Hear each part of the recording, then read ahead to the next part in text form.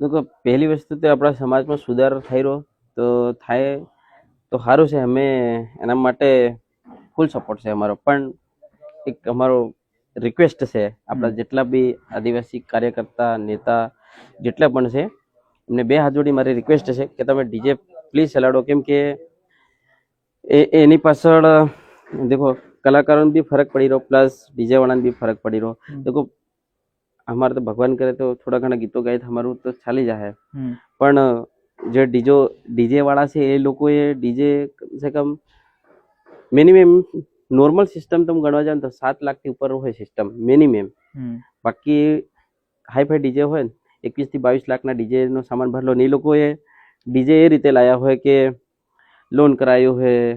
દેખો ડીજે પર તો લોન મળતું નથી પણ જુગાડ કર્યો હોય, વ્યાજવા વાળા કાઢ્યા હોય. એક મારો દોસ્ત આવેલો ડીજે પર, અરે સોરી સ્ટુડિયો પર આવેલો તો એમ વાત નીકળી એવી રીતે ડીજે ની.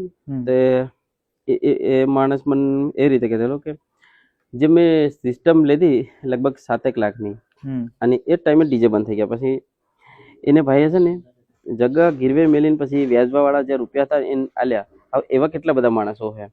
તો મારી રિક્વેસ્ટ છે કે આપણા જેટલા પણ આદિવાસી નેતા કાર્યકર્તા અને તમામ પાર્ટીના માણસો થોડો ડીજે પર ધ્યાન આલીને એના માટે કંઈક કાયદો કાનૂન બનાવો. પણ ડીજેની પરમિશન તમે આલો તો બહુ સારું. મારે એક કલાકાર નાતે હું તમારી જોડે રિક્વેસ્ટ કરું છે કે તમે ડીજે ચલાડો તો બહુ સારું. અને આ ડીજે પરથી કદાચ તમને ખોટું લાગતું હોય તો એને લીધે માફી પણ માંગુ છે. પણ ડીજે ચલાડો તો બહુ સારું. નાના મોટા સિંગર આર્ટિસ્ટ જેટલા પણ છે એ માણસોની રોજગાર ચાલે એવી સરકારશ્રીની પણ અપીલ છે. બીજું તો અમારાથી કંઈ થઈ નહીં શકે. અમારા કરતાં વધારે તમે જાણો છો.